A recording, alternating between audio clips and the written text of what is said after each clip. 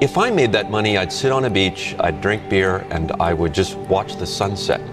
Kind of like a Corona beer commercial. Have you ever thought about that as a career option? You know, I find that really pretty boring. So that would be torture. If I had to do that every day, that would really be pretty awful for me. I really need to be preoccupied with something. If I'm just sort of sitting there relaxing, I can only do that for a very short period of time, and then it becomes unbearable. And you want to make money, but are you motivated beyond just the profit motive and racking up dollars? And no, I'm a volunteer. I mean, I don't need the money. There's nothing, it's not like I'm sitting here saying, I wish I could buy such and such a thing. I could buy it. I get paid minimum wage, actually. I don't even get overtime. You know, I think my sort of drive to get it done is somewhat disconnected from hope, enthusiasm, or anything else. I actually just don't care about hope or enthusiasm, motivation. I just give it everything I've got, irrespective of what the circumstances may be. You just keep going and get it done. I think it's very difficult to start companies and quite painful. I think that's important to bear in mind. It's much easier to get a job somewhere. Much easier, much less stressful. You'll have more time for other things. But would you be happier? No, I wouldn't be. I'd be unhappier. But so it's really like, if you're sort of wired to do it, then you should do it, but not otherwise. It's not going to optimize your leisure time or anything like that. It's going to be extremely difficult and stressful. So you must feel compelled to do it. Let me put it this way: if you need inspiring words, don't do it. Yeah, I mean, it's really hard starting a company. I mean, you have to basically be prepared to work constantly, you know, from when you wake up to when you go to sleep. You have to be willing to deal with a lot of difficult problems and thorny problems, willing to deal with an enormous amount of stress. You just got to push yourself super hard. I wouldn't recommend it for most people. Yeah. I definitely feel stressed. Yeah, it's been incredibly difficult and painful the last several months. Mm-hmm. Painful? Absolutely, of course. Yeah. Yeah, I mean, I'm sleeping on the factory floor, not because I think that's like a fun place to sleep. Mm-hmm. You know, terrible. Sleeping on the factory floor, why are you doing that? Because I don't have time to go home and shower. I don't believe like people should be experiencing hardship while the CEO is like off on vacation. I certainly never expected to see the level of success that's occurred, because I'm actually an engineer, and but I discovered that in order to do the engineering that I want to do, I have to have my own company. Otherwise, somebody makes me do something I don't want to do. For me, it's always about, does what I'm doing matter? If we are successful, does it matter to the world? And so there are easier ways to make money than starting a rocket company or, say, a car company. The odds of me coming into the rocket business, not knowing anything about rockets, not having ever built anything, I mean, I would have to be insane if I thought the odds were in my favor. Why even begin? When something is important enough, you do it even though the odds are not in your favor. How much of your personal fortune have you poured into this? $100 million. $100 million into something that you did not believe would work at the beginning. Yes. But at the age of 37, he hit rock bottom. His first rockets failed to reach orbit, and an early model Tesla Roadster had quality problems. In 2008, the rocket company is not going well. You've had 3 failures. The car company is hemorrhaging money. Yeah. And the American economy has tanked in the worst recession since the Great Depression. Right. That was definitely at the worst year of my life. If that 4th launch hadn't worked, that would have been it. We would have not had the resources to mount a 5th. You couldn't have gone out at that point. Yes, death would have been, I think, inevitable because we did not have the resources to mount a 5th launch. Yeah, I wish it wasn't so hard. There are people who've been in the rocketry business for decades who say about you that you don't know what you don't know. What are you trying to prove to them? What I'm trying to do is to make a significant difference in spaceflight and help make spaceflight accessible to almost anyone. And I would hope for as much support in that direction as we can receive. What keeps you fighting for your vision? What helps you to reach your dream? Well, I mean, I think I'm kind of constitutionally just geared to just keep going. Certainly, there are times when things don't go well, and then that's quite dispiriting, for sure. And so then it's difficult to proceed with the same level of enthusiasm. But I do think the things that we're doing are pretty important to the future. If we don't succeed, then we will be certainly pointed to as a reason why people shouldn't even try for these things. So I think it's important that we do whatever is necessary to keep going. How many things can you buy that you really love, that really give you joy? So rare, so rare. I wish there were more things. That's what we're trying to do, just make things that somebody loves. A future where we are a spacefaring civilization and out there among the stars, this is very exciting. This makes me look forward to the future. This makes me want that future. You know, there need to be things that make you look forward to waking up in the morning. You wake up in the morning, you look forward to the day, forward to the future. A future where we are a spacefaring civilization and out there among the stars, I think that's very exciting. Persistence is extremely important. You should not give up unless you're forced to give up. You know, there's no other choice. Now that principle can be misapplied if you happen to be trying to penetrate a brick wall with your head. You have to be cautious in always saying one should always persist and never give up, because there actually are times when you should give up because you're doing something in error. But if you're convinced that what you're doing is correct, then you should never give up. And you know, life has to be more than about solving problems. You know, if all that life is about is solving problems, why bother getting up in the morning? There have to be things that inspire you to, you know, that make you proud to be a member of humanity. Well, it's like the Nike slogan, you know, just do it. You know, just showing up is half the battle. Just, you know, you got to try hard to do it, and don't be afraid of failure. As Edison said, you know, it's 1% inspiration, 99% perspiration. Not be afraid to innovate, but also don't delude yourself into thinking something's working when it's not, or you're going to get fixated on a bad solution. Yeah, and I think also just don't be afraid of new arenas. You know, you can get a book, you can learn something, and experiment with your hands, and you know, just make it happen. Find a way or make a way to get something done. I think people should be nicer to each other, and give more credit to others, and don't assume that they're mean until you know they're actually mean. You know, it's easy to demonize people. You're usually wrong about it. People are nicer than you think. Give people more credit. I'm probably not the guy that most people would bet on. Who wins? It's like a little kid fighting a bunch of sumo wrestlers. Usually the sumo wrestlers win. We're a little scrappy company. Every now and again, a little scrappy company wins. And I think this will be one of those times. Creating a company is almost like having a child. So it's sort of like, how do you say your child should not have food? So once you have the company, you have to feed it and nurse it, yeah, even if it ruins you. Yeah. I think when I was, 5 or 6 or something, I thought I was insane. It was just strange. Because it was clear that other people did not. Their mind wasn't exploding with ideas. It was like, and strange. I don't think you'd necessarily want to be me. It's very hard to turn it off. It's like a never-ending explosion. All the time. You've said that this has been the toughest year for you, the most sort of taxing year for you. Like, why? 22 hours a day, or like what? How many hours? Just working, so 7 days a week, sleeping in the factory. I worked in the paint shop, general assembly, body shop. You ever worry about yourself imploding? Like it's just too much? Absolutely. No one should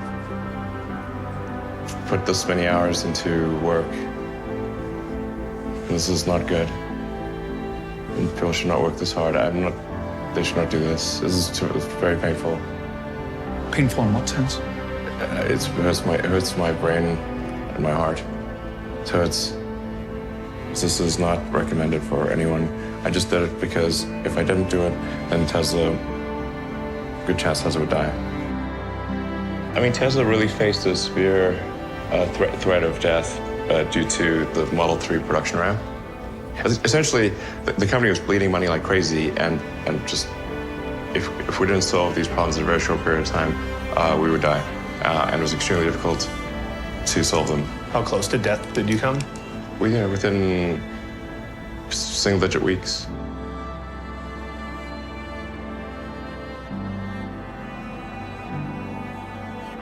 I mean, when we started Tesla, I thought maybe our chance of success was 10%. Well, I mean, I can tell you my original plan was, I thought, okay, I had like $180 million from my portion of the sale of PayPal. And I thought, you know, if I invest half of that in creating these companies, then I still have the other half to be fine. Yeah. But of course, that's not how it worked out. We used up all that you know, you invested 100 million, then still needed more money. And then there was the big recession of 2008 and 9. And in the end, I had to invest everything. And I was borrowing money from friends to pay the rent. You were on the edge of actually I didn't even own a house.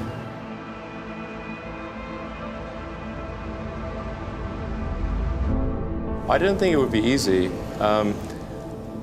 Like I said, I thought they would probably fail. But you know, like creating a company is almost like having a child. So it's sort of like, how do you say your child should not have food? So once you have the company, you have to feed it and nurse it and take care of it, even if it ruins you. Yeah.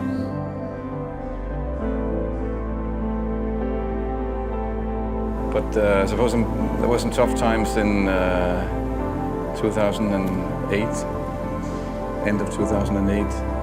How did you get through that period of crisis? Yeah. Can we just break for a second? Sure, of course.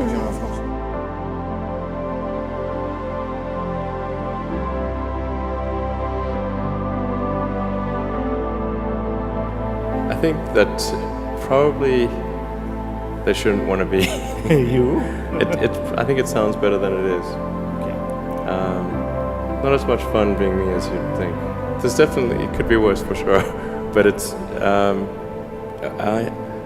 not sure I want to be me. It has actually been a very difficult journey, I have to say. My priority right now is to try to add some more management bench strength to Tesla in particular, so that I can take a vacation.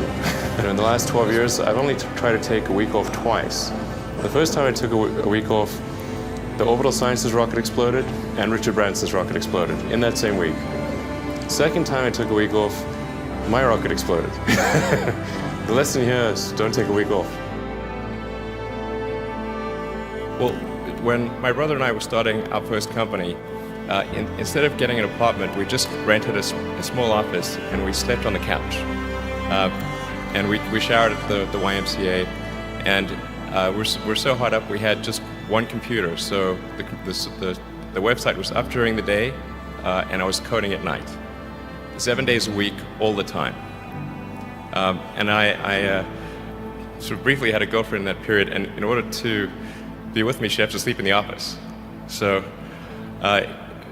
work hard, like I mean, every waking hour. That's the thing I would say, particularly if you're starting a company.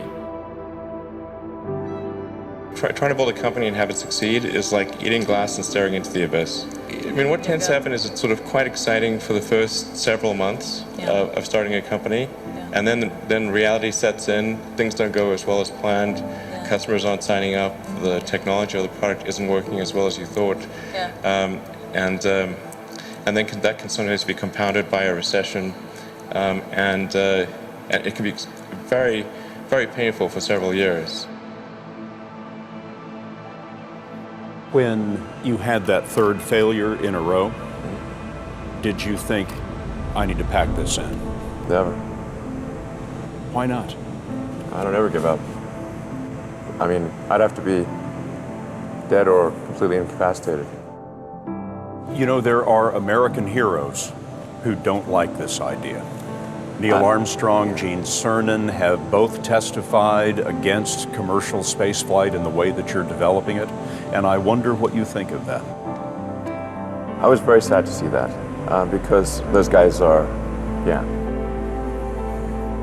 those guys are heroes of mine, so it's really tough. I wish they would come and visit and see the hardware that we're doing here. And I think that would change their mind. They inspired you to do this, didn't they? Yes. And to see them casting stones in your direction. It's difficult. Did you expect them to cheer you on? Certainly hoping they would.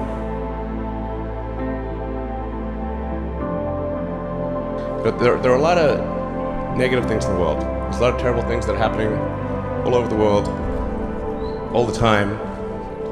There are lots of problems that need to get solved. There's lots of things that are miserable and kind of get you down. But life cannot just be about solving one miserable problem after another. That can't be the only thing. There need to be things that inspire you, that make you glad to wake up in the morning and be part of humanity. That's why we did this.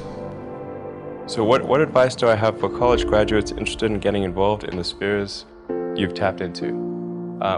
Certainly I'd invite you to apply for a job at SolarCity or Tesla or SpaceX. If that doesn't work for whatever reason, then I guess apply to jobs at other companies in that arena or try starting a company. The space business is quite hard to start a company in the space business because it's such a capital intensive business. So it may be better to do something in solar power, or if you're going to do it in cars, do it as kind of a component supplier for cars or something like that. If you study engineering and you figure out how to design new things, then it's relatively easy to start a company.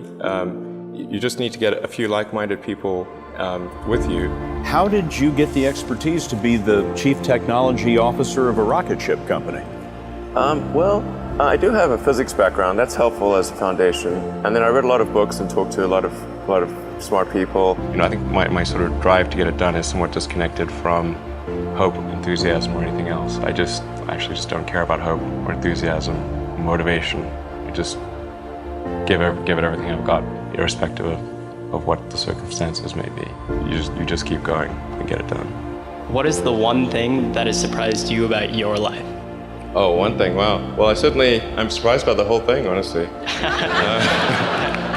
I certainly didn't expect for any of these things to happen, honestly. I knew I wanted to be involved in technology, in fact, the only reason I started a company back in '95, an internet company, was because I couldn't get it. There were only a few internet companies, and I couldn't get a job at any of them. I tried to get a job at Netscape, and sent my resume in and tried hanging out in the lobby, but I was too shy to talk to anyone. And then I was like, okay, well, I guess I'll have to start a company because I can't get a job anywhere. I wouldn't say I'm fearless. In fact, I think I feel fear quite strongly. But if what we're doing is, what I'm doing is, I think, is important enough, then I just override the fear. I think also people tend to overweight risk on a personal level. It's one thing if you've got, a mortgage to pay and kids to support, and that if you were to deviate from your job, that, well, how are you going to feed your family and pay the rent? And okay, that's understandable. But let's say you're young and you're just coming out of college or coming out of high school or whatever. What do you risk? You're not going to starve. I mean, it's really certainly not in any kind of modern economy. It's so easy to earn enough money just to live somewhere and eat food. So I don't know what are they afraid of? They're mostly afraid of failure, I think. But people should be less risk averse when there's not much at risk. I always had sort of a slight existential crisis because I was trying to figure out what does it all mean? Like, what's the purpose of things? And I came to the conclusion that if we can advance the knowledge of the world, if we can do things that expand the scope and scale of consciousness, then we're better able to ask the right questions and become more enlightened, and that's really the only way forward. What drives you? What is it that when you wake up in the morning, do you see a problem and you want to solve it? I think the thing that drives me is that I want to be able to think about the future and feel good about that. We're doing what we can to have the future be as good as possible, to be inspired by what is likely to happen, and to look forward to the next day.